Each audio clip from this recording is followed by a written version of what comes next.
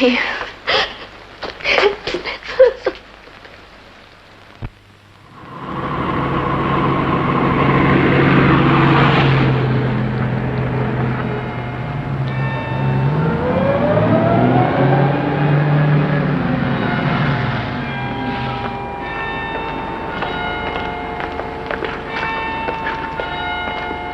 Good afternoon, George.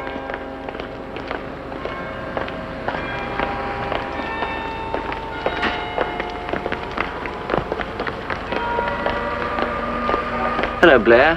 Had a look at that property for me yet? No, I'll do something about it tomorrow. Good. Oh, Mr. Blair. Good afternoon, Miss Spence. How very fortunate running into you like this. I wonder if it would be too much to ask if you could come out to the Node one day this week. My sister wants to change her will again. So soon? Well, I'm going out to Craiglands on Friday. I could call in on the way back. Good. We'll give you tea. Amy does so enjoy going over her will. Yes, I gather. Oh, Well, and do remember us to your dear Aunt Linda, won't you? Yes, of course. Well, We'll see you Friday yes. then. Goodbye, Miss Spence.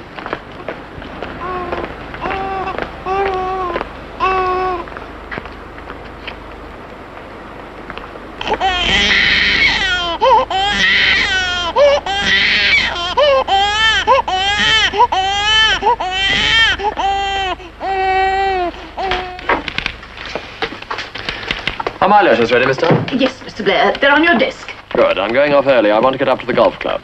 Very good, Mr. Blair.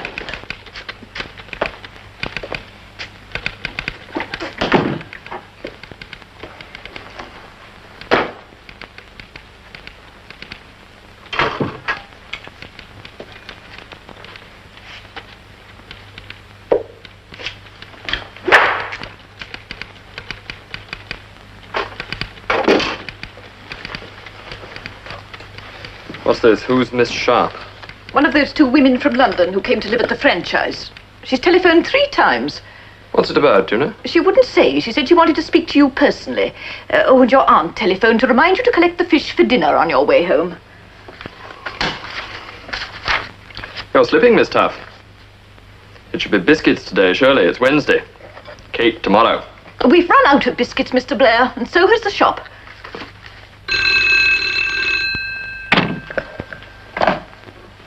Yes? There's a Miss Sharp on the line for you, Mr. Blair. Oh, well, put her through, will you? Is that Mr. Blair? Yes, speaking. You don't know me, Mr. Blair. My name is Sharp, Marion Sharp. I live at the franchise, the house on the Loughborough Road. Yes, I know it. Mr. Blair, I need a lawyer urgently. Oh. What's the trouble? It's Scotland Yard. Scotland Yard? Yes. I haven't murdered anyone, if that's what you're thinking, but it's something quite serious. I can't explain over the phone. I see. Well, I'm afraid I know very little about criminal law, Miss Sharp. My firm is not really equipped to deal with a case of that sort. I don't want a criminal lawyer. I've seen you in Milford, and I'd like you to advise me. But you'll be much better off with a solicitor who is used to police cases, you know. Someone that... Mr. Blair, there are people from Scotland Yard here in this house, and I don't know what to do. If it's something you feel you don't want to be mixed up in, you can always pass it on to someone else afterwards. Couldn't you possibly come? Please. I'll be with you in about 20 minutes.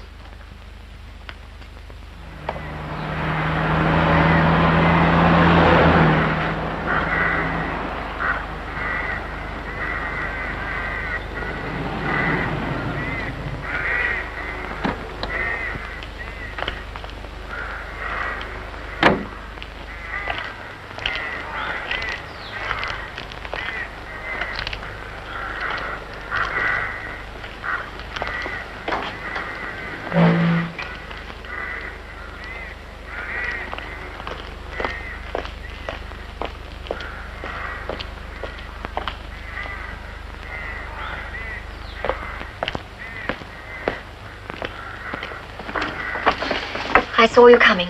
I didn't want you to ring. My mother lies down in the afternoons, and I'm hoping we can get this business over before she wakes up.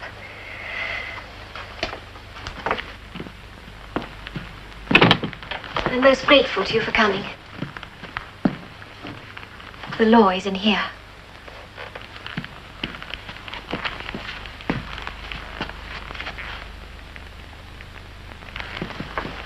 You know Inspector Hallam, of course. Yes, I think so. And this is Inspector Grant from London. I'm glad you've come. I couldn't very well proceed until Miss Sharp had some legal support. I see. And what are you charging her with? We're not charging her with anything yet. I'm supposed to have kidnapped and beaten up a girl. Perhaps I better explain. Yes, do. After all, it is your story.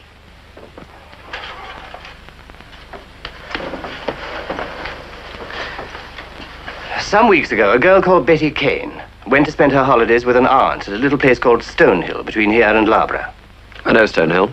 When the time came for the girl to go back to school, she hadn't returned home. So her guardian, a Mrs. Wynne, wrote to the aunt to send her back. The aunt immediately wired to say that Betty had left for home a fortnight previously. The police took all the usual measures, but before they could really get going, the girl turned up. She suddenly appeared at her home in Aylesbury late one night, wearing only a dress and shoes and in a state of collapse. She'd been badly knocked about. She said that while she was waiting at a bus stop for a coach to take her home from her aunt's, a car pulled up with 2 women in it. The younger one told her that she'd missed the coach and asked if they could give her a lift. They were going nearly into Melford, where she could catch a different coach to Aylesbury. By then it was beginning to rain and growing dark, so the girl got in beside the old woman at the back of the car. The old woman? A thin old lady like a witch, with white hair and no hat, dressed in black. 3 strange men.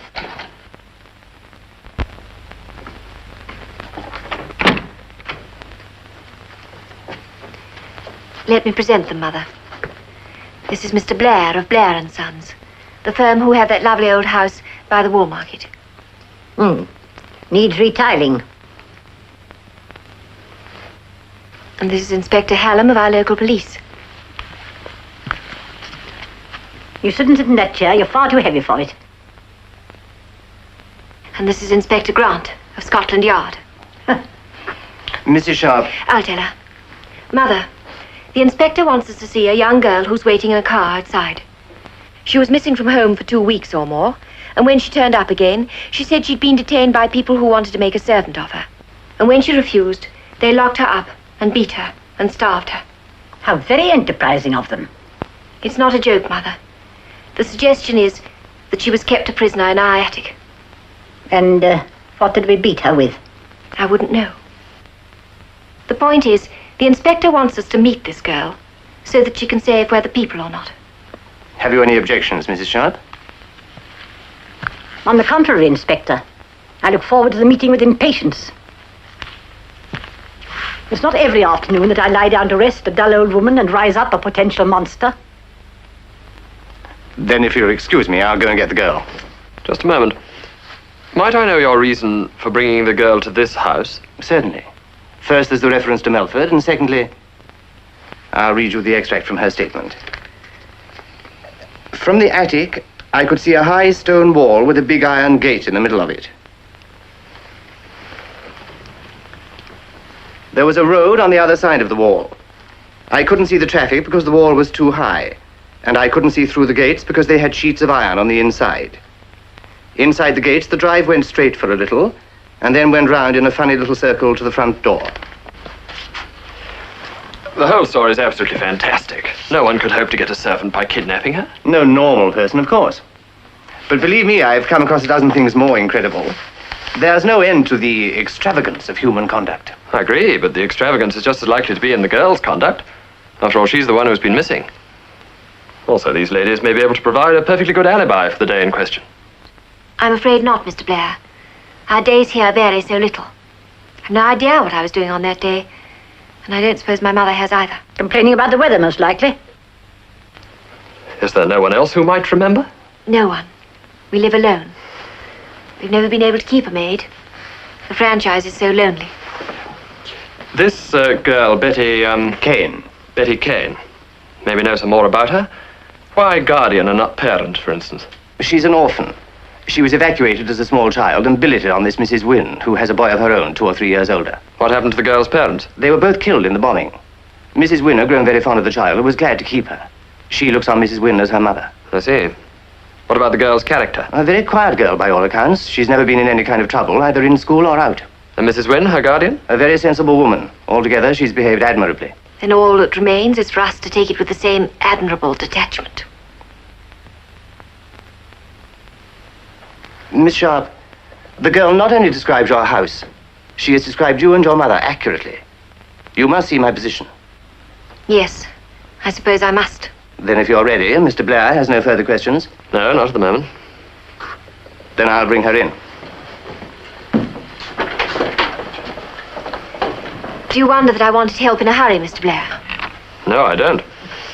It was good of Mr. Blair to come at such short notice and so quickly, wasn't it, Mother? You have my sympathy, Mr. Blair. Why, Mrs. Sharp? I imagine that defending criminal lunatics is a little out of your line. I find it extremely stimulating. Yes, I expect the distractions of Melford are somewhat scarce, unless you're addicted to golf. As you would have gathered, we have more interesting vices.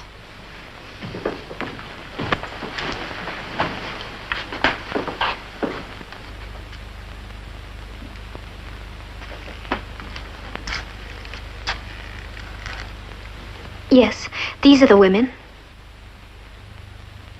It's a very grave accusation, you know. You've no doubt about it. No. A remarkable liar. Might I ask Miss Kane a question? Yes, she doesn't need to answer if she doesn't want to. Miss Kane, Yes? how did these ladies come to bring you into this house? While we were in the car, they said I had time to come in and have a cup of something hot with them. That I'd only have to wait in the rain if I got to Melford too soon. What happened then? They brought me in and gave me some coffee. As soon as I drank it, I began to feel very sleepy. And what did we do? That's when you asked me if I'd like to stay and work for you. And what did you say? Well, I said no, of course. And then you said I might at least come upstairs and see what a nice bedroom I'd have if I stayed. I don't remember much more until I woke up there. Now that the girl has identified us, what do you propose to do? Arrest us? I want to take a look upstairs, so that Miss Kane's description of the attic can be verified. If it is, I report on the case to my superior, and he decides what further steps to take. An admirable precaution, Inspector. Now, if you'll excuse me, I shall go back to my interrupted rest. But don't you want to be present when we verify Miss Kane's statement? Oh, dear, no. I've not the faintest doubt that Miss Kane will identify the attic. Indeed, I should be surprised beyond belief if she failed to do so.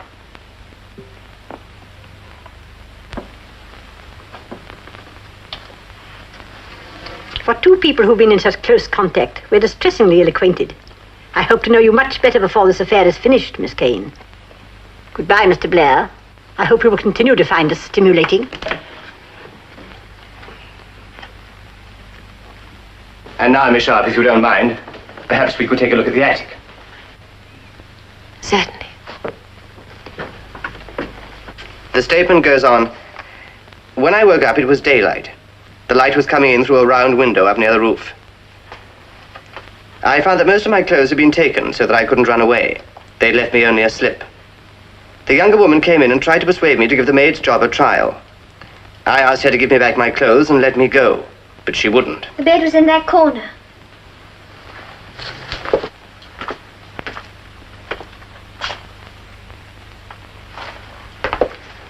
There are caster marks there. There was a bed there. We got rid of it a few days ago. Why was that? We didn't need it. What else was in the room, Miss Kane? You speak of a chair, a table, and a washstand. It wasn't a real table. It was a sort of old-fashioned trunk. I used to have my supper off it. That's the washstand. Can you describe the trunk? It was dark brown with a flat top. It was quite big. Oh, and it had like ribs round it. Have you a box room, Miss Sharp? Inspector, I'm not going to disturb my mother again this afternoon. I must admit there is just such a trunk in her room. It is brown, and it has wooden bands round it. It's quite an ordinary trunk. And the chair? I'm afraid I can't help you about that. What kind of a chair was it, Miss Kane? I don't remember. She took it away after I tried to break the window. You can see where I hit it. That was the first time she went for me. How did you get away from here eventually? The old woman brought me some porridge one night, and as she went out, I noticed the key made a funny clicking noise in the lock. I tried the door and it opened. I waited for a few minutes because I thought it was another trap. And then? I crept down to the landing. I could hear them talking in the kitchen, so I went out the front way. In your statement, you said you were only wearing a slip. Didn't you arrive home in a dress? I forgot to say that her slip had been changed for her dress. There's no heating in here. In nothing but her slip, she'd probably have died. If she was ever here. If, as you say, she was ever here. And now the garage, if you please.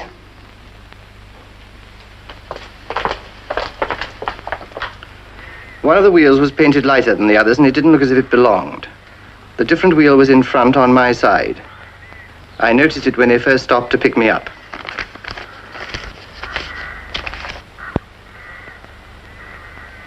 Well, Miss Sharp, I think that's about all for the moment. Before you go, Inspector, I should like to make my position absolutely clear. I think I owe that to Mr. Blair. And I'm glad that this girl is present to hear what I have to say. I have never, to my knowledge, seen her before. I did not give her a lift anywhere, on any occasion. She was not brought into the house either by me nor by my mother. Nor was she kept here. Is that clear? Very. In other words, Inspector, my client's attitude is a complete denial of the girl's story. Quite. I shall be able to get you, I suppose, should I want to talk to you further. Oh, yes, Inspector. We have no intention of going anywhere.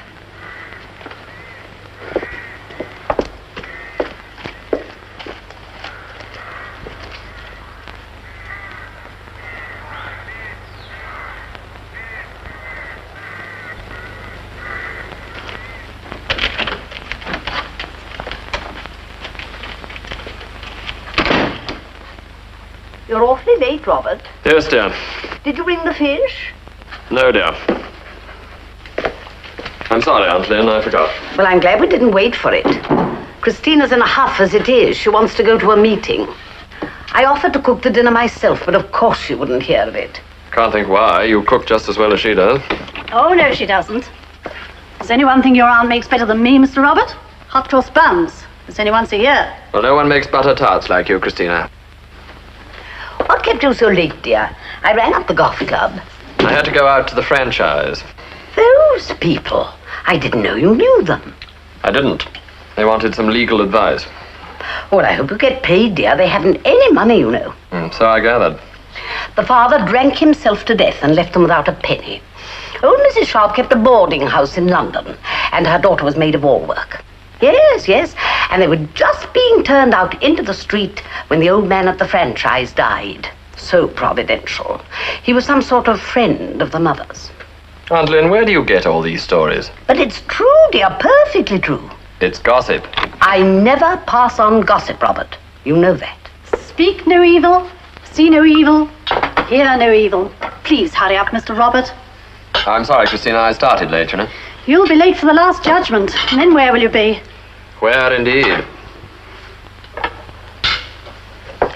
What's the franchise like, dear? I've always wondered what was behind those iron gates. Rather gloomy. They got some nice pieces of furniture, then. Mm-hmm. Not so well kept as ours, I'll be bound. Have they got a maid now? No. Well, I'm not surprised. They starved the last one, you know. Aunt Lynn. Oh, but I assure you, for breakfast she had the crusts off the toast, and when they had a milk pudding... Aunt Lynn, you really must not go around repeating such things. That bit about the maid is particularly dangerous for them just now. Why? They may have to answer a charge of kidnapping one. There, what did I tell you? Oh, well, Robert, I suppose you know what you're doing, but it does seem very odd that you should be mixed up with people like that. I'm not mixed up with them, I'm acting for them. But, Robert, this is quite out of your line. The firm hasn't handled a criminal case since your dear grandfather's time, when the old squire got drunk and carried off young Polly Gretton. And that was a most unpleasant business. Was indeed. He wasn't looking for a servant.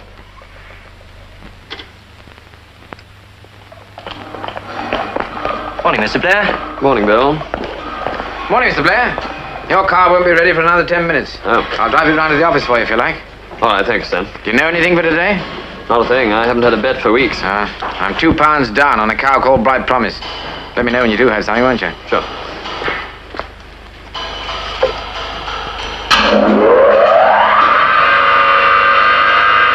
Nice little number, that. Reminds me of a bit I knew in Egypt. Same kind of eyes. Looked as if butter wouldn't melt in her mouth. Can I borrow this? Sure, I finished with it. Thanks.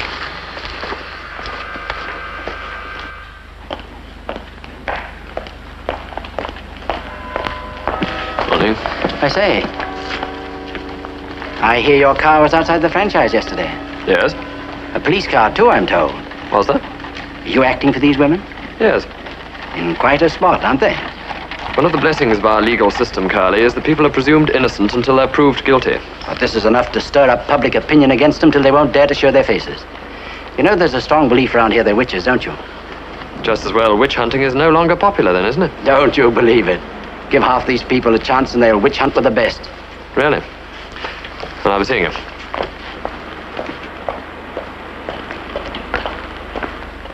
Says she was kidnapped. 2 Melford women questioned.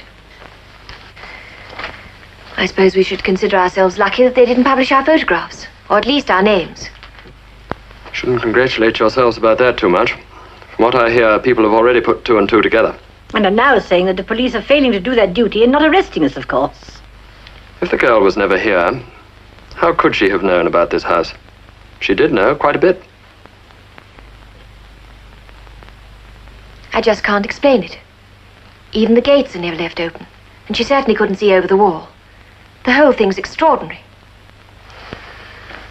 I think all our efforts will have to be devoted to proving not that the girl wasn't here at the franchise during those weeks, but that she was somewhere else. What can we do in the way of private investigation? I expect you realize we've very little money. To begin with, I'm going myself to see the various people involved, to find out, if possible, on what lines any inquiry should be based.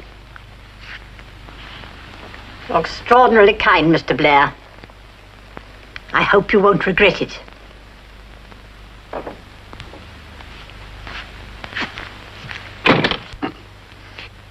You've been here about a couple of years, haven't you? Yes, but I'm afraid we're still looked upon as foreigners in Milford. I suppose we've kept ourselves to ourselves a little too much. But we've enjoyed the privacy of this house. It's so wonderful having a home of our own. Mother and I have always lived in boarding houses. My father was one of those optimists who are always going to be rich tomorrow. He died without a penny. What did you do? I wasn't trained for a profession, so my life has been spent in odd jobs. You know, helping in those genteel businesses. Tea shops, flowers, bric-a-brac, lampshades. Old Mr. Kroll, who left us this house, was my father's cousin. I remember the old chap well. It's good of you to show such confidence in us, Mr. Blair. When are you going to start your investigations? Today. I'll begin with this Mrs. Wynne, the girl's guardian. Excuse me.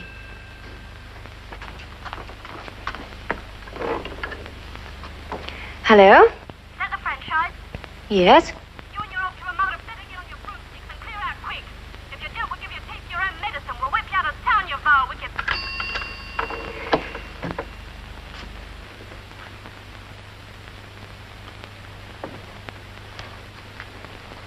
What's the matter? Some woman. She sounded crazy. Something about whips. She said they'd whip us out of town. And all this caused by a slip of a girl. Where was she during those weeks? I'm glad someone took it out of her. I hope I meet them someday. I'd like to shake them by the hand.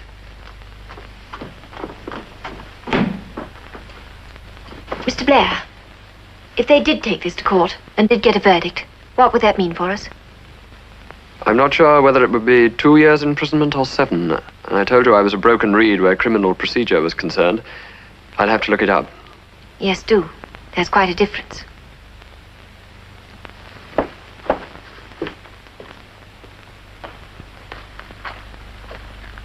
You're under no obligation to talk to me, Mrs. Wynne, but I very much hope that you won't refuse.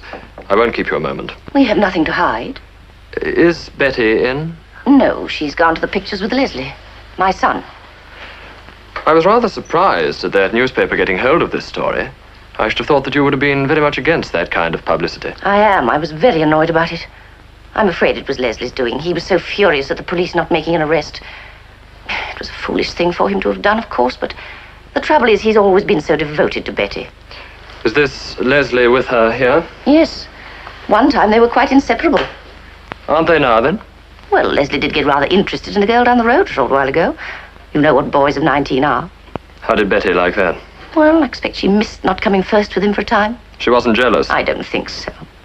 She's a nice girl, Mr. Blair. So I understand. I've always wanted a daughter, and Betty's filled that gap. She was terribly knocked about, you know. Did she have anything in her pockets when she came home, Mrs. Wynne? Oh, she only had one pocket, one in her dress. Was there anything in it? Just a lipstick. A lipstick? She's a bit young for that, isn't she? My dear Mr. Blair, they start experimenting with lipsticks now at the age of 10. As a wet day's amusement, it's taken the place of dressing up in mother's things. Very probably. When she first told you her story, did she tell it all in one piece? Oh, no. No, it was spread over a day or two. The outline first, and then filling in the details as she remembered them. Things like the window in the attic being round. I should have thought that her days of coma would blur her memory. Oh, not with Betty. She's got a remarkable memory. Even as a child, she could look at a picture in a book, just for an instant, and then tell you everything that there was in it.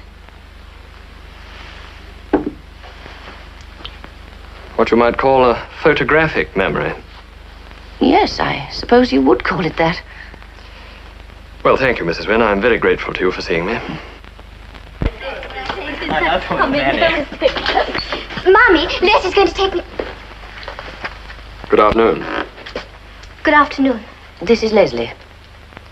Your mother and I have just been saying what a pity it was that you gave that story to the newspaper. Well, nobody's going to ill-treat Betty and get away with it.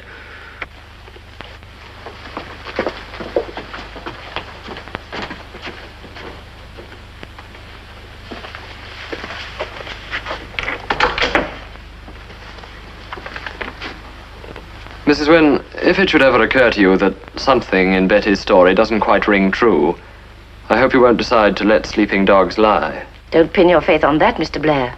You mean you would? No. No, I mean the hope of my doubting Betty's story. If I believed her in the beginning, I'm not likely to change my mind. One never knows.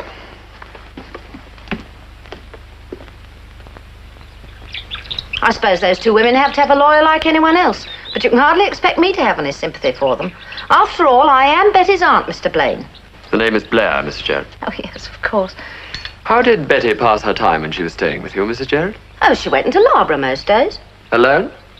Oh, well, she was here on holiday, wasn't she, poor thing, after all that schoolwork? What good all that book learning does for a young girl like that, I really don't know. Mrs. Harrop's daughter, she could hardly write her name, and she married a man... How did she spend her time in Loughborough? Betty, I mean. At the pictures, mostly. You can do that from morning till night in Loughborough if you're given that way. And that's what Betty did? Well, only in the mornings, I think. She's sensible, Betty is. It's cheaper if you're going before 12, you know. So she didn't come back here to lunch? No, she'd have a coffee lunch somewhere in Loughborough. We have our main meal at night, you know. It's always been my pride to have a good, nourishing, sit-down What do you do meal. in the afternoons? Oh, bus riding, mostly. Won't you have one of these biscuits, Mr. Bain? They're fresh from the tin. No, thank you. Bus riding? Where? Oh, anywhere the fancy took her. Did she go to Melford on the bus, do you know, Mrs. Jarrett? They asked me that, of course, but I couldn't say yes or no. They? The police. Oh, yes, of course. Well, I mustn't waste your time any longer. You're not the police, I think you said. Oh, no, of course, you're a lawyer, you told me. Well, I do hope I've told you all the things you wanted to know, Mr. Blaine. You've been very helpful, Mrs. Parrott.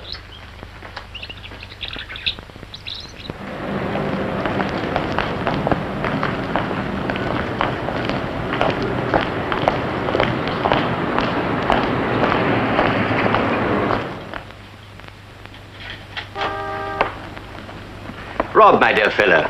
David. How are you? Sorry to keep you waiting. The case took longer than I expected. But as you see, I dashed straight over from court. I thought you dressed up like that to impress me. Did you? That looks good. I can have the same. Well, how are you, Kevin? Mrs. Churchill tells me you're very busy. Oh, up to my eyes in it. I'm dining out tonight and catching a late train. Got a case of assizes tomorrow. I needn't ask if you're up on business. I never see you otherwise. Kevin, I want some friendly advice. What's the trouble? Scotland Yard. Good heavens. You must be slipping. What's Scotland Yard got to do with Blair and Son? They're on the doorstep, and I don't know how to deal with them. Well, come and tell me all about it while I change. And the Yard, I take it, are trying to find corroborative evidence to back up Betty Kane's story. That's about it. Well, if I were them, I'd risk an arrest. They've got a good enough case. You mean you believe her story? I never believe anyone's story. What you want to know is, do I find the girl's story believable? Of course I do. But, Kevin, if you'd met these two women, you'd say it was absurd. Not at all. Women who live lonely lives sometimes do extraordinary things. Only the other day, an elderly woman was found to have kept her sister chained to a bed in a room no bigger than a cupboard for 3 years. Fed her on potato peelings and scraps she didn't want herself. What on earth for? Said their money was going down too fast, and that was her way of making ends meet. She had quite a good bank balance, actually. Now, that's a much more absurd and unbelievable story. I'm glad you're not representing Betty Kane. My clients would be behind bars already. Andrew, I could just as well present the case from the opposite angle. Kevin, you're infuriating. You've just said that you find the girl's story believable. So I do. I could also find it believable that it's a tissue of lies. I could make a case for either side. On the whole, though, I should prefer to be counsel for Betty Kane. It must be a tissue of lies. I'm quite sure that neither of these two women could possibly do such a thing. What she looked like? Who? Betty Kane? Oh, you clock the one you're interested in. This Marion Sharp. Kevin McDermott? Yes, he's an old friend of mine. I just wanted to get an unbiased opinion on the situation. And was he helpful? Well, not very. Have you heard anything further from ground? No, we haven't heard from the police. We've had some more unpleasant telephone calls. We stopped answering. Is that newspaper?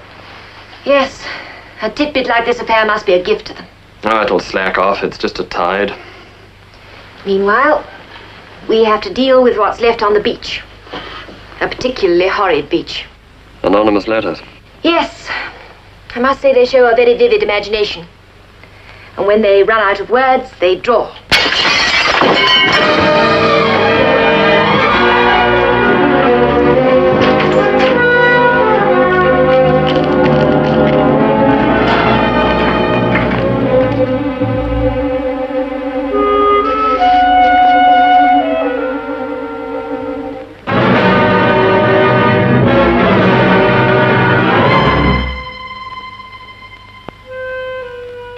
Listen, Hallam, you must give them some sort of protection, you know.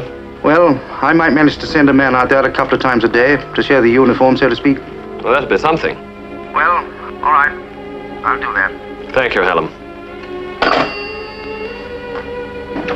I think you'd better come and padlock the gate, Miss Sharp.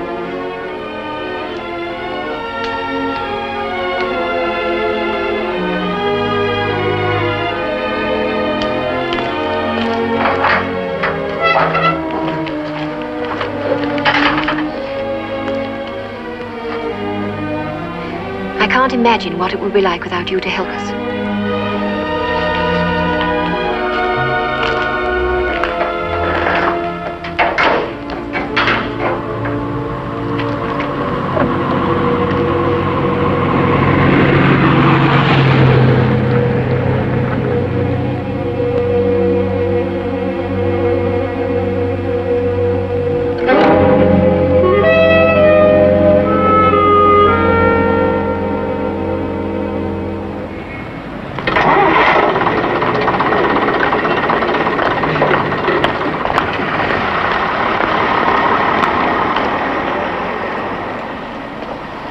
Good afternoon.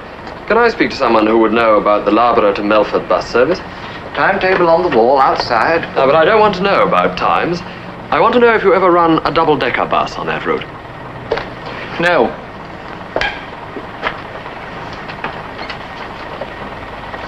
Never? Look, I'm a solicitor. There are no double-decker buses on the Melford run. What do you want? It's about those fares for Norton.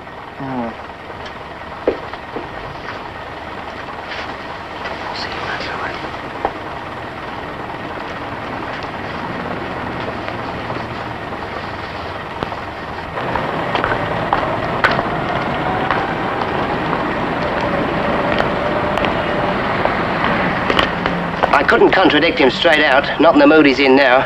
But he's wrong about them double-decker buses, you know. Once or twice this year we've had to use them when one of the single-deckers broke down. Would it be possible to find out exactly when a double-decker was used on that route? Sure. In this firm, it's recorded every time you spit. Come on, I'll look it up. A double-decker bus passed the franchise on 2 occasions during the time that Betty Kane was staying with her aunt. And from the top of a bus, she could have seen over the wall. She could have seen the round attic window, the circular drive, and the 2 women probably getting into this car with the odd wheel. You're taking rather a lot for granted, aren't you? Even if she was on one of these buses and saw such a picture as you suggest, she could never have taken it all in the time. Ah, but she's got a photographic memory. I learnt that from her guardian. This is all pure supposition, Blair. Still doesn't explain how the girl was able to describe the inside of the house, the attic. I realize that, but surely it's a supposition you people should look into.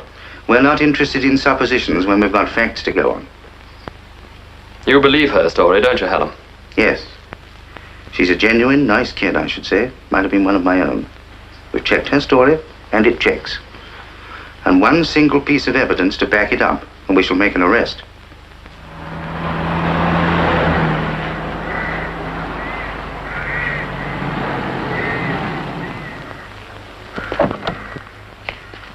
Evening, Mr. Blair.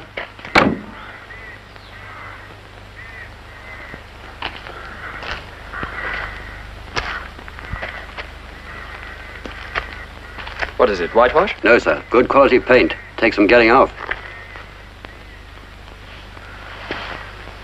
The inspector sent me out to have a look round, and there it was. Some people never grow out of it.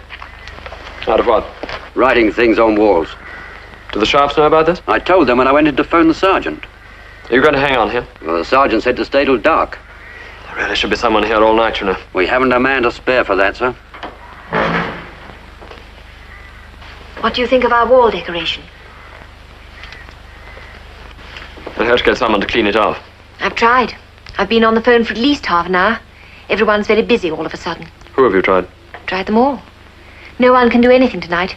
And tomorrow morning, it seems, all their men are going out early on important jobs. It's like that, is it? Yes. And I'll see what I can do.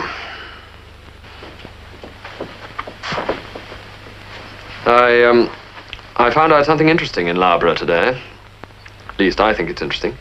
I know now how the girl could have seen quite a lot. Everything, in fact, except the inside of the attic. How? Over the wall. Double-decker buses ran past here recently on 2 occasions. I'm glad about this. Glad because, quite apart from everything else, it'll help to remove any doubt. Doubt that might have... Muddied my crystal mind. Yes. My mind's quite clear. Thank you. You know, Bill, when the army gave me that free tour of Italy, I got a phobia. I took a great dislike to slogans on walls. That's funny. So did I. Yeah. Not bad. Not bad at all, considering.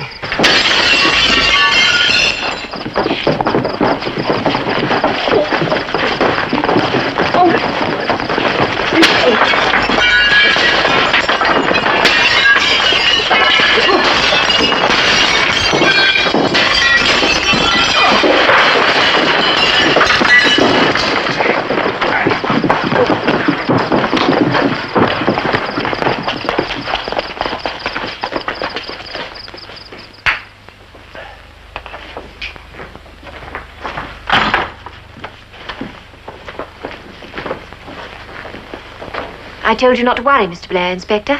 I thought Mr. Blair ought to know about it. Of course. I got a wallet with a bottle. Well, Mr. Blair, are you still finding us stimulating? Do you plan to stay on here, Mrs. Sharp? Certainly. Oh, you mustn't do that. I'll find you a quiet hotel in Loughborough. I've never heard of anything so absurd. Of course we're going to stay. What do a few broken windows matter? It may not stop at broken windows. No. And you're a great responsibility to us as long as you're here. A responsibility we really haven't got the force to deal with. I'm sorry if we're a nuisance to you, Inspector, but this is our home, and here we're going to stay. Quite apart from the question of ethics, how much of our home would there be to come back to if we left it empty? I take it if you're too short of men to guard human beings, you certainly haven't got enough men to guard empty property. Well, there is that, Miss Sharp. And that, I think, disposes of the question of our leaving the franchise. Sugar? Yes, please, ma'am. Mrs. Sharp. Now, look. What you want is a lodger. Now, what do you say if I move in and sleep here, starting tonight? No meals, just a sleeping night watchman. They all sleep anyway. Haven't you got a wife? No. I managed to dodge that so far. And what about your landlady? Oughtn't you to let her know? Well, I can slip a note under the door. She won't be worried about him anyway. He's been out nights before. Delivering cars to customers. You can do it in half the time at night. Well, if you're going to be our guest, I'll go and get your room ready. I expect your head feels like a very painful turnip. Can I give you a hand? Yes, as a matter of fact, you can.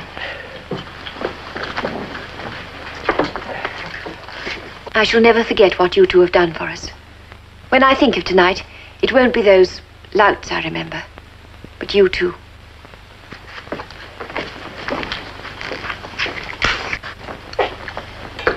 And what about your business, Mr. Peters? No sugar, thanks. My business? Well, I imagine if your customers find you become night watchman at the franchise, they'd take their custom elsewhere. Well, there's nowhere else to take it. Lynch is drunk 5 nights out of 7, and old Biggins couldn't put the chain on the bicycle.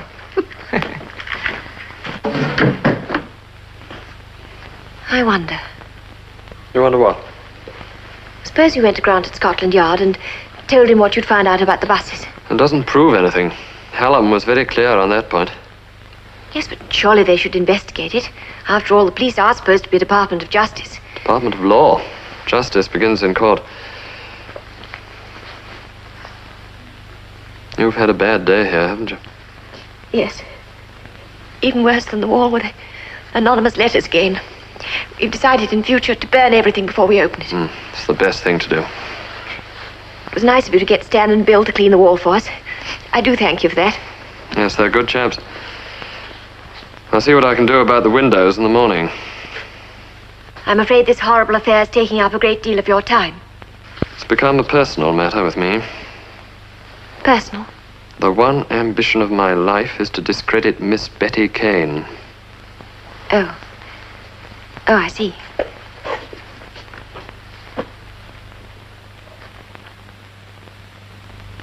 A number of people gathered last night outside a house in the Melford district. 2 men, working on the premises, came to blows with the demonstrators, and in the ensuing scuffle, windows were broken. It is understood that the occupants of the house remained discreetly out of sight until the last of the demonstrators had dispersed. Marion, get the car out.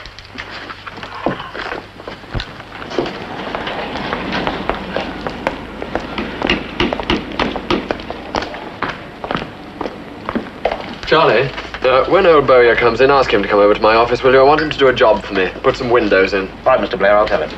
What a bother out at the franchise last night, I see. Yeah. I told you these people would make it hot for them. If I were you, I'd advise them to go away from here. Sell the house and settle down somewhere else. They'd never do it, and I'd never advise them to.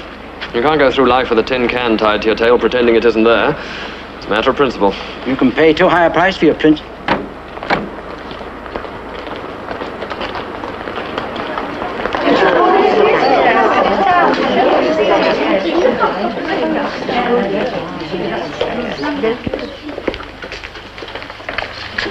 Good morning, Miss Truelove.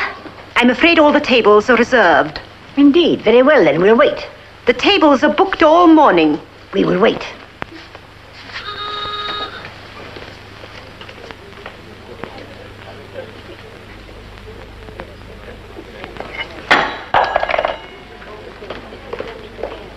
Good morning, Mr. Blair. We've just flown in on our broomsticks for a cup of hot blood.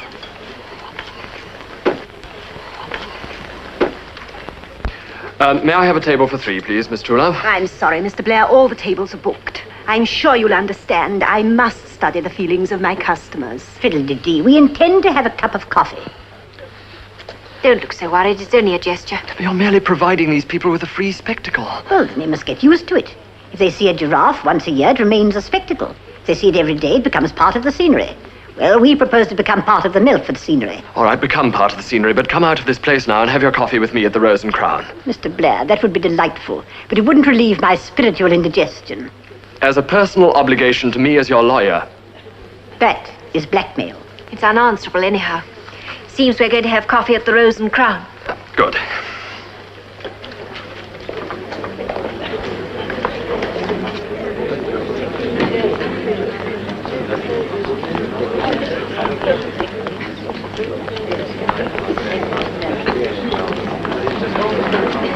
Oh, Mr. Blair, this must be dreadful for you. Do you think you'll ever live it down? I couldn't care less. Let's make it something stronger than coffee.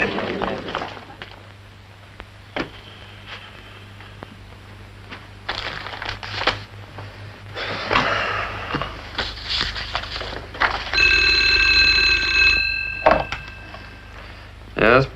Inspector Hallam's on the line for you, Mr. Blair.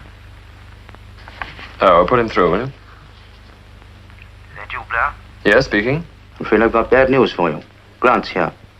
He's going to apply for a warrant to arrest the Sharps. Well, that's not possible.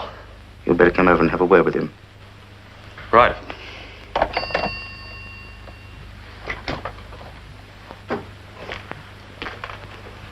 This news is a great shock to me, Inspector. I expect it is, Mr. Blair. We found some new evidence.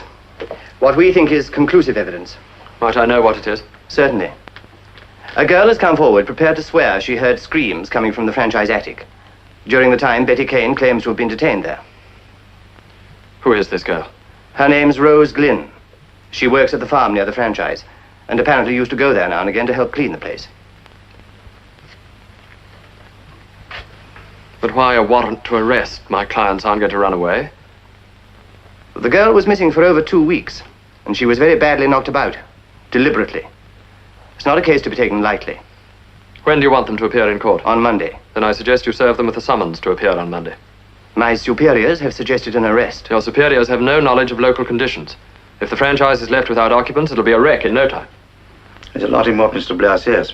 Feeling round here is very strong against these 2 women.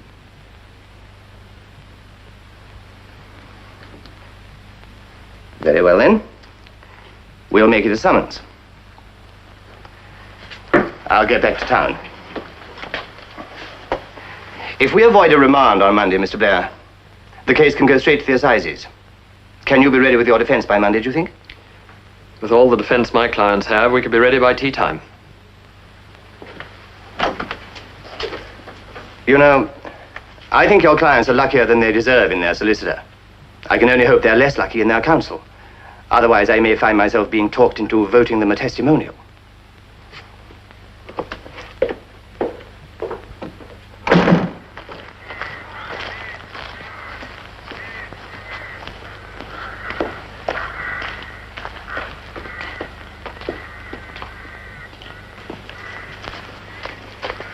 Robert.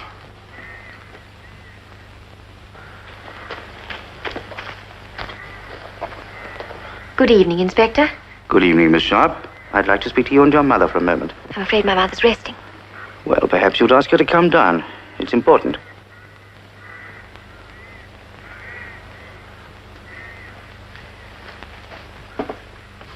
I don't believe it. You mean you're charging us with this thing? You mean we have to appear in public court to be accused of a thing like this? I'm afraid there's no alternative. I think I ought to tell you, in case he doesn't. But for Mr. Blair here, you'll both be sleeping tonight in a cell. Don't bother, Miss Sharp. I'll let myself out.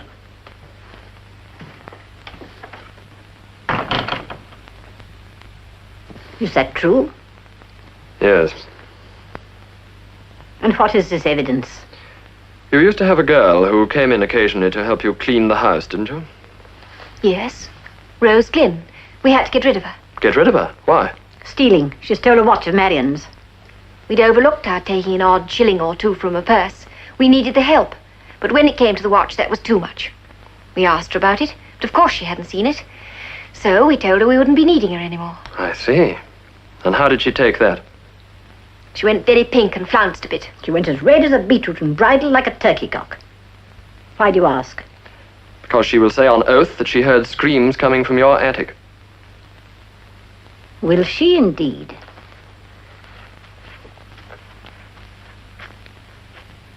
That's what's known as a bit of a facer. Yes, definitely. A facer for you, too. You're faced with the possibility that we've been lying. Really, Marion. If I'm faced with anything, it's a choice between your word and Rose Glynn's. I wish, oh, how I wish that we had just one small piece of evidence on our side. She gets away with everything, that Kane girl. Everything. We keep on saying that it isn't true, but we have no way of showing that it isn't true. It's all inconclusive, all negative, all feeble denial. Things combine to back up her lies, but nothing happens to help prove that we're telling the truth. Nothing! Sit down, Marion. A tantrum won't improve the situation. I could kill that girl. I could kill her. When I think what she's done to us, We'll get everything straightened out eventually. How? I don't know how, but we will. Is that natural optimism, Mr. Blair, or a belief in the triumph of good, or what? I think truth has its own validity. Dreyfus didn't find it very valid, nor Oscar Slater. They did in the end. Well, frankly, I don't look forward to a period in prison waiting for truth to demonstrate its validity. So you see, Kevin, something must be done quickly. We're in a frightful jam. A schoolboy description, but extremely accurate. Kevin, couldn't you come down for the weekend and let me talk to you about it? Aunt Lynn was saying yesterday that it's 6 years since you spent a night with us, so you're overdue anyhow. Well, look, would Christina make me some butter tarts? Yes, I guarantee it. It's a date. I say, Rob. Yes? Have you considered the possibility that the police have the right of it? You mean that the girl's story may be true? Are you keeping that in mind? As a possibility, I mean. No, I'm not. All right. Goodbye. Goodbye. Hello, dear. Look what I managed to get for you today at Dollymore's. When on earth did I ever need stomach powder? Well, you never know, dear. You might. You haven't been looking at all well lately. And Mr. Dollymore said, Robert, you've put the fish down on the table and it's soaked through into the mahogany. And Christina will be waiting for it. Which are you charging me with, the mahogany or keeping Christina waiting? Robert, I don't know what's come over you lately. I'm sorry, Aunt Lynn, I'm a bit on edge these days. It's not very pleasant for anyone in the town to see the notoriety that's overtaken it. It's always been such a quiet, dignified little place. I don't like Melford as much as I did, so I'll save my tears. Well, it's all very difficult for me. For you? Yes. Now that you're representing these people, I can't talk about it to anyone. It's quite maddening, dear. Like wanting to be sick and having to postpone it. Only this morning at the Anne Boleyn, Miss Truelove was condoling with me on your being mixed up in it. Was she indeed? Well, I condole with Miss Truelove's sister. Condole with her? On what? On having a sister like Miss Truelove. So you'd best give them the police court tomorrow and bank everything on the assizes at Loughborough. Just what do you mean by given the police court? Well, you've got no evidence on your side to make a fight of it. So let them parade their evidence, announce that you reserve your defense and apply for bail. It should be a very formal affair as far as you're concerned. When are the assizes? On the 14th. It's Royal Handcuff Day. Are you interested in racing? I am. Well, who's going to win the Hunt Cup? The favourite? Not on your life. None of that hypocrite stock's any good when it comes to a struggle. They just turn it up. Well, what shall I back then? Nothing. My brother Charles always used to say, when he was at Lesways, horse sense is the instinct that keeps horses from betting on men. Lesways? You're not Charles Meredith's sister, are you? I am. Did you know Charles? First pony I ever had of my own was bred by Charles Meredith. What's Charles doing now? Didn't he go to Canada or somewhere? Yes, Montreal. He wrote to us some time back asking us to go and keep house for him. But by that time we'd inherited this place. So we said we wouldn't. I'm beginning to wish now we had.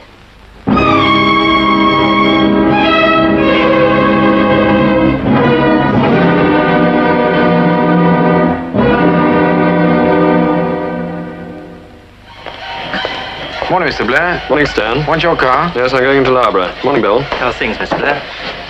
Fierce. My missus went to police court. Said she wouldn't believe that Betty Kane if she told her there were 12 pennies in a shilling, no matter what that Rose Lynn might say. Why not? Much too good to be true, she said she was. Oh, no, she never came in here. I should have remembered her if she had. Fancy them treating the poor thing like that. How do you know they did? Oh, it's just so in the paper. The paper only reports what the girl said. Yes, but they wouldn't put a thing like that in the paper if it wasn't true. Besides, what about what the other girl said? You a detective? Part-time. How much do you get an hour? Not nearly enough. Haven't got a union, I suppose. Poor love. What an experience for her. Such a nice face, too. Poor love. Any girl who allows herself to be picked up deserves all she gets. That's what I always say. Thank you.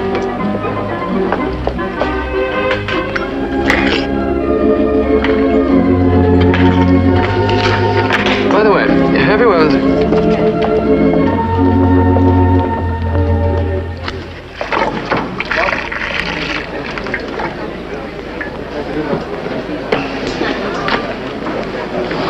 Lydale, how do you do, sir? Hello, Albert. Strange case that, sir, isn't it, about that girl? Yes. Suppose you've never seen her in here. Not that I remember. She looks a bit young for this place, sir.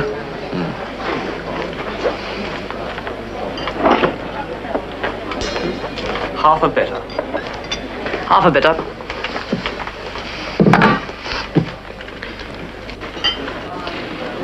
You know, now I come to think of it, I'm not so sure. She wouldn't look so young with a hat on, would she? No, that's true. Yes, of course.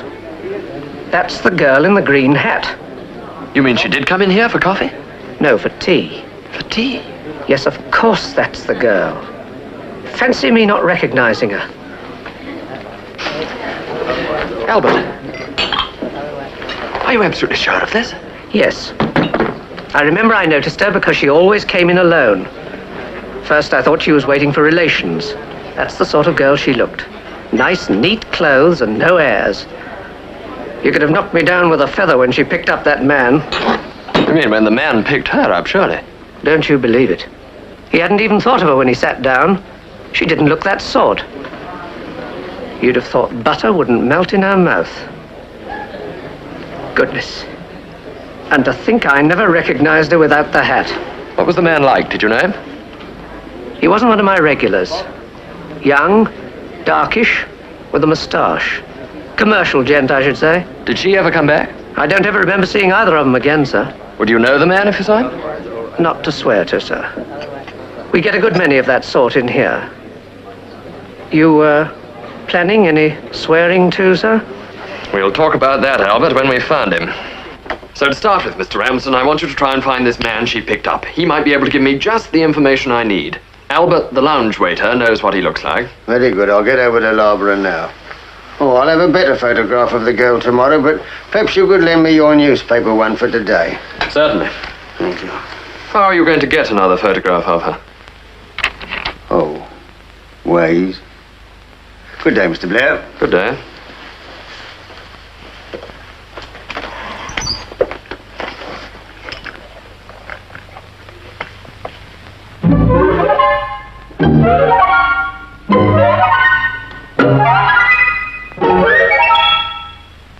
And now, Mr. Ramsden, what luck?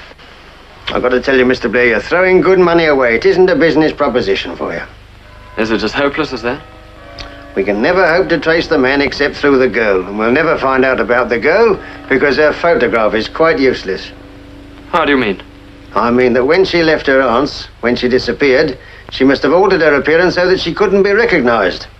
For instance, with her hair swept up and some makeup and possibly a hat, she'd look quite different. That's why I don't want to waste any more of your money, Mr. Blair. That means we're sunk. I'm sorry, Marion.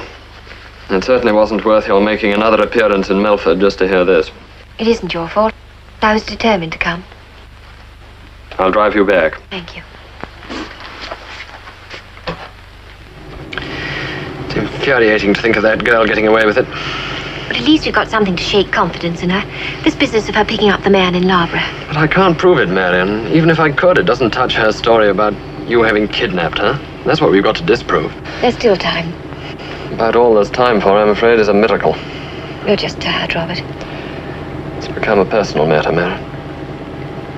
I remember you said that once before. I know, but this time I mean it rather differently. I mean, I want you to marry me, Mary.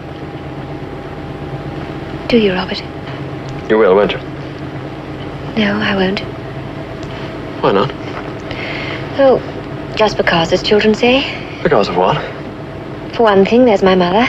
For another, you're so spoiled by your aunt. Oh, yes, you are. You'd miss all the creature comforts and pampering that I wouldn't know how to give you. And wouldn't give you if I knew how. Well, Marion, that's one reason why I want you to marry me. The fact that you've got an adult mind and wouldn't pamper me. An adult mind is very nice to go out to dinner with once a week. But it's no sort of substitute for good pastry and an uncritical atmosphere. I'm a very bad cook. Really? And if you haven't got a better reason than that. There's another thing, Robert. I don't think I should be much of an asset to Blair and Sons. Well, I'm not asking you to marry Blair and Sons. If we're ever cleared of this charge against us, it wouldn't free me from being the woman in the franchise affair. An unfortunate sort of wife for a country solicitor. It wouldn't do you any good, Robert, believe me. I'm not taking that answer as final, you know. You evidently don't realize what an escape you've just had. But you don't really mean that you're going to lose the case, do you? I most certainly do. Robert! It's customary to have a case to put to the jury. We have no case. But you have Kevin. I know we have Kevin, thank heaven we have. At least he'll make a fight of it. But even he should have some evidence on his side. He has none. No prospect of any. But why have you kept all this to yourself, dear? Was it because you thought I shouldn't understand or agree or something? I was rather under the impression that you believed Betty Kane's story. Oh, no. Not after the police court. The court? But you weren't there. No, but Colonel Whittaker was. He didn't like that Betty Kane at all. Oh, didn't he? No. He says he once had, Lance Corporal in his regiment who was exactly like her. He ended up in the greenhouse, Colonel Whittaker said. The glass house. Of course, dear, if I'd known that you were doubtful about the case, I should have said prayers about it ages ago. I was going to the Gleasons' garden party tomorrow afternoon. Now I shall go to Nicholls instead and spend a quiet hour there. The wireless said it would probably rain anyway. Thank you, darling. I don't deny that we need your prayers, but I'm afraid in this case I haven't very much hope. Ah, that's just it, Robert. You haven't enough faith. It distinctly says that faith will move mountains. Of course, it requires a tremendous amount of faith, and that's why mountains are very rarely moved. I don't believe that an angel is going to appear with an account of what Betty Kane did during those weeks, if that's what you mean. The trouble about you, Robert, is that you think of an angel as a creature with wings, whereas probably it's a scruffy little man in a bowler hat. If you'd told me that yesterday, I might have believed you.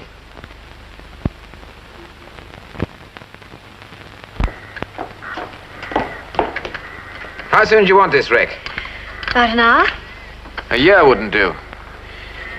But I'll do what I can in an hour.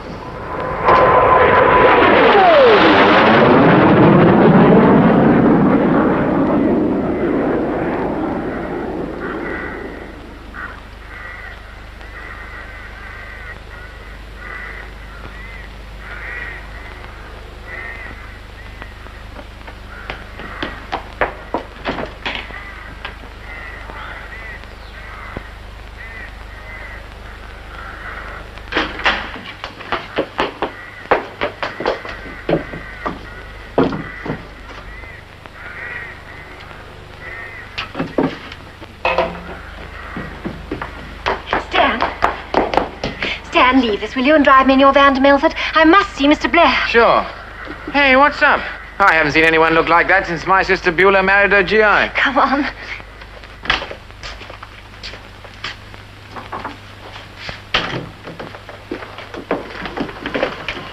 There's a lady waiting to see you, Mr. Blair. What does she want? She didn't say. She just said she wanted to see you. Oh, well, you better send her in. Yes, Mr. Blair.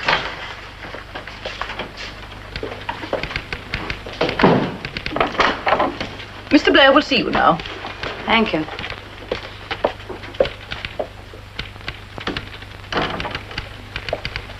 This way, please.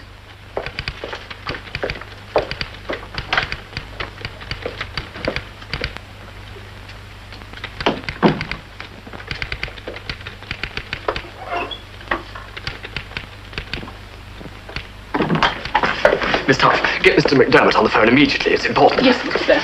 And when you've done that, ring up my Aunt Lynn. Tell her she was wrong about her angel. He's not a scruffy little man in a bowler hat. He's a woman. Yes, Mr. Blair.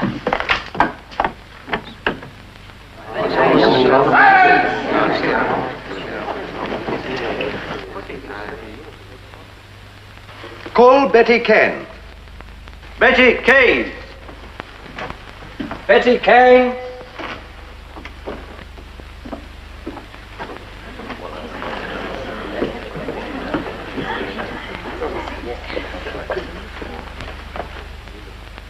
Hold the testament in the right hand and read this from the card.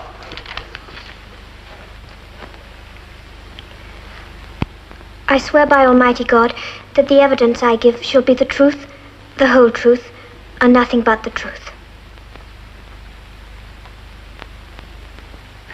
So you are saying You were locked in that attic without food for days on end. Yes. And can you identify the two women who kept you prisoner and ill-treated you? Yes. Those two. The accused? Yes.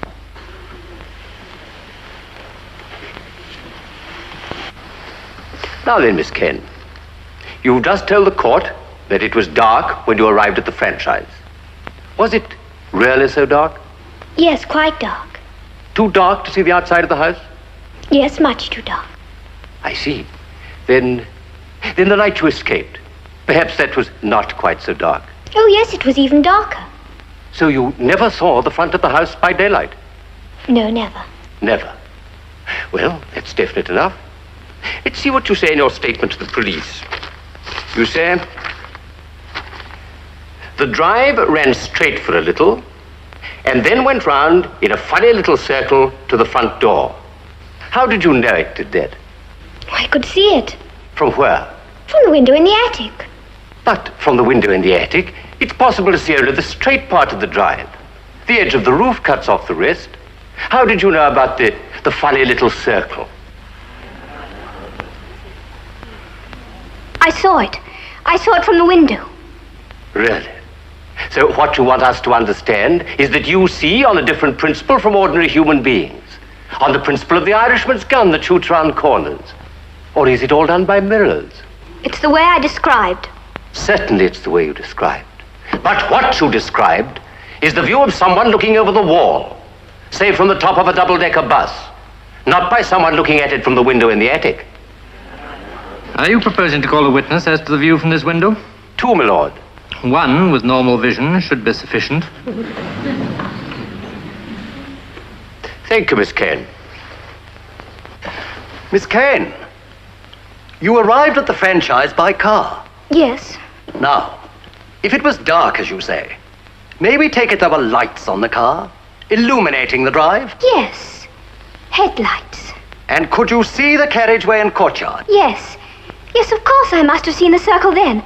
I knew I'd seen it. I knew it. Thank you, Miss Kane.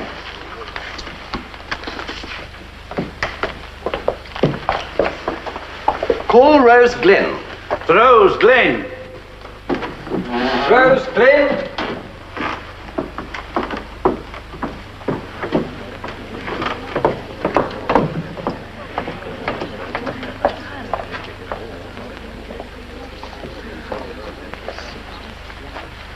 Hold the testament in the right hand and read this from the card. So you were just getting ready to leave when you heard screams coming from upstairs? That's right. And what did you do? I ran to the foot of the stairs. But just as I was going up, Mrs. Sharp came out of the drawing room and stopped me. Was the screaming still going on? No, it had stopped by then. I see. And then what happened? Well, just then, Miss Sharp came down the stairs and went into the drawing room, and the old lady followed her.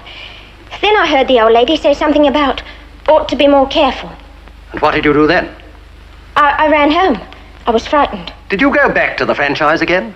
Oh, no. I wouldn't have gone back anyway, but they came to the farm the next day with my money and said they wouldn't be needing me anymore. Thank you, Miss Glynn. Mr. McDermott, do you wish to cross-examine this witness? Yes, my lord. Now, Rose, I'm going to suggest to you that you did not want to come here today and give evidence against these two people. No, I didn't. But you came. Yes. Why? Was it because someone forced you to come? Someone who held something over your head? Someone who said, you say what I tell you to say, or I'll tell about you? You don't answer. Well, I'm going to suggest to you what really happened, and you'll tell me whether I'm right. Someone stole something from the franchise, shall we say a watch, and later sold it to another girl, a girl she'd got to know here in Lavre, at a cinema or cafe or some such place. Now, I suggest that soon afterwards, the girl who bought the watch found out that it had been stolen and threatened to tell the police unless the stealer of the watch promised to back up an untrue story that was to be told in court. I suggest that because of these threats, the stealer of the watch did actually come into court and did, in fact, back up her friend's untrue story. I suggest to you, Rose, that that is what really happened. No. No, I never had that watch.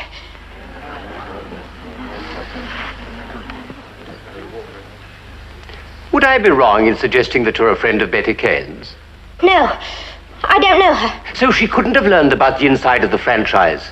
What the attic was like. What was in it, for instance, from you. No. I don't know her. Very well, Rose. Thank you. My learned friend has suggested that pressure was brought on you to come here.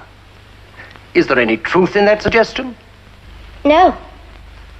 What you said in the witness box at the police court and what you have said today is the truth. Yes.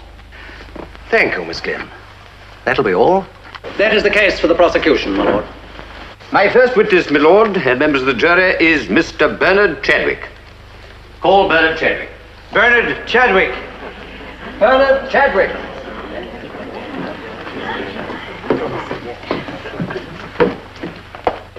Mr. Chadwick, you are, I believe, a traveller for the firm of Brain, Hayward and Company of London. Yes.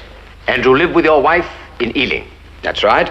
Did you, in March of this year, come to Loughborough on business? Yes. And while you were here, did you meet a girl? Yes. What was her name? Betty Kane.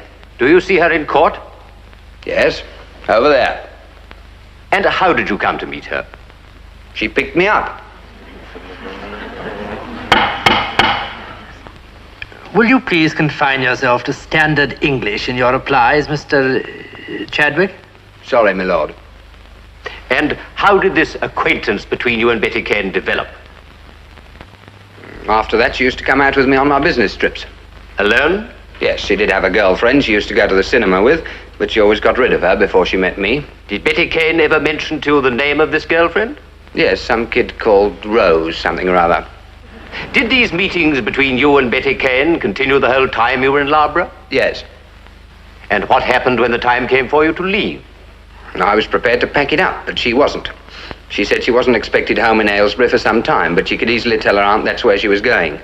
And what was your reply? I wasn't too keen on the idea. I knew she was 19, but... She told you she was 19? She had her 19th birthday in Loughborough. It cost me a lipstick. So? After a lot of rag chewing. Of what? A lot of discussion, my lord. Go on, but do confine yourself to English, standard or basic. After a lot of talk, I decided there was no particular harm in her staying at my bungalow on the river near Bourne End. It was only used occasionally at weekends. Were you there with her? I was away on business most of the time. And then? I had a bit of a shock. After she'd been there some days, she told me she'd actually been due back home from her aunt's over a week previously. Did she say why she misled you? Yes, so that it would be impossible for her to go back. She had no compunction about the suffering she would cause people who were devoted to her. No, she didn't seem to have much time for her home. Have you any idea why she was unhappy at home? From what she said, I rather think she was upset over some boyfriend who'd found himself another girl. And that didn't suit Betty Kane? No. You'd say she was the type who just had to be the center of attraction? Yes. Were you worried about her? Not particularly. By that time, I'd learned she was very well able to take care of herself. And what exactly do you mean by that? I mean that whoever was going to suffer, it wouldn't be Betty Kane.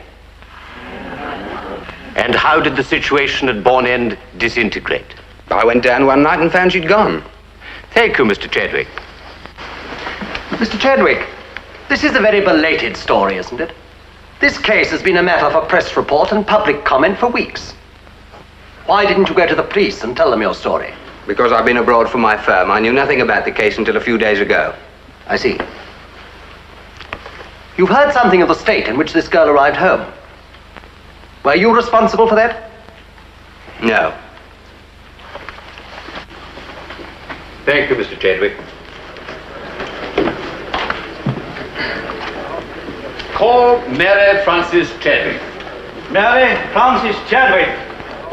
Mary Frances Chadwick.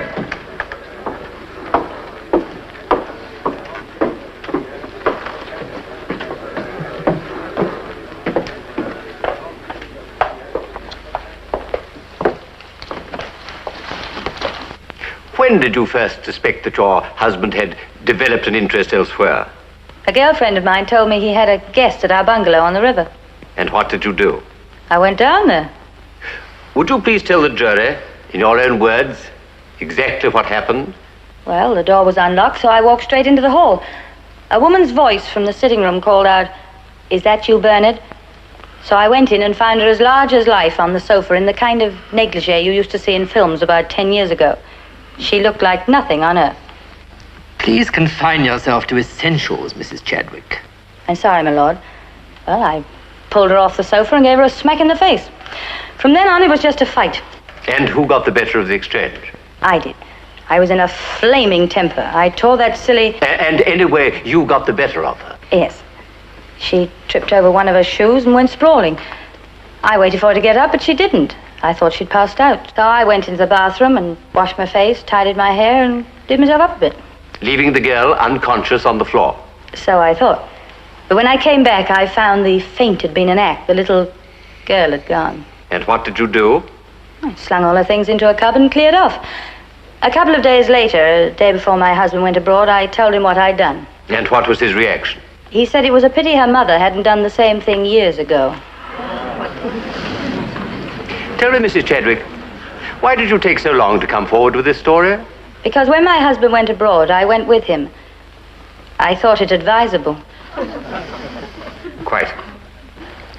Mrs. Chadwick, do you recognize anyone in that photograph? It's a photograph taken by a street photographer in Bonnet, my lord. I shall call him if necessary. Yes, it's my husband and the girl I found in our bungalow, Betty Kane. My lord, the jury wish me to say something. Yes, what is it? The jury wish me to say that we already have enough evidence on which to arrive at a verdict.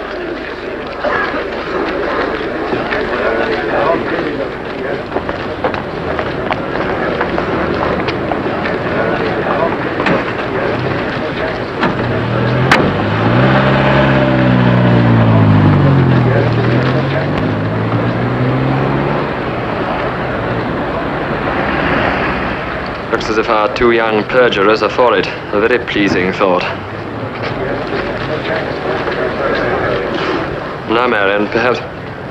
Robert, look at that poor woman.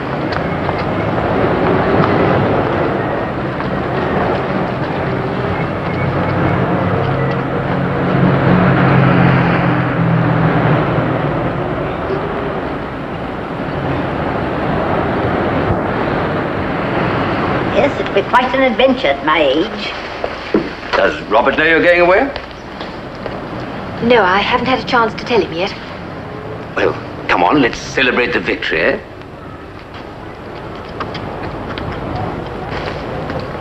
Going away? Yes, we're going to Canada to join my uncle. Mother feels now she'd like to go. I see.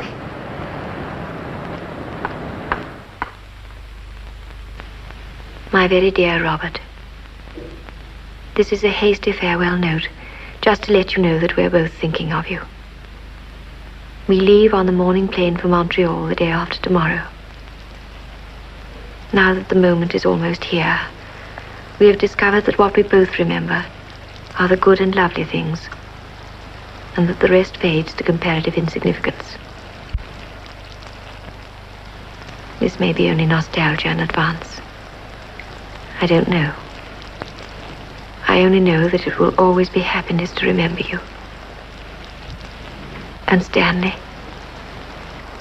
And Bill. Our united love to you. And our gratitude. Marion.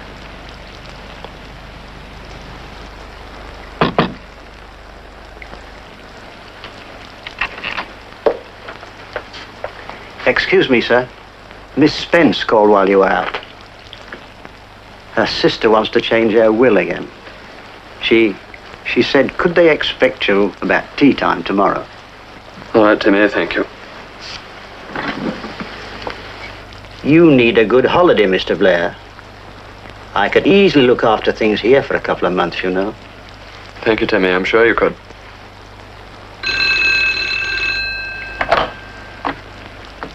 Yes? Robert? Yes, Aunt Lynn? About the fish, dear, I forgot to tell you. Try and get placed, will you? that turbot you bought last time wasn't at all nice. Right. Place, not turbot. That is unless you can get sole, of course. Unless I can get sole, of course. I see. Bye-bye, then.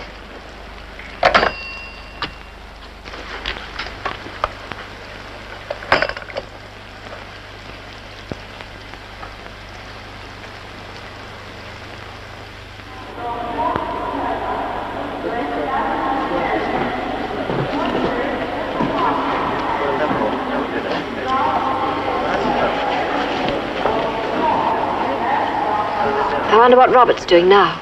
Well, he's not at the fishmonger's. Oh, Robert, you don't know how revolting you look when you're smug. That's a turn up for the book.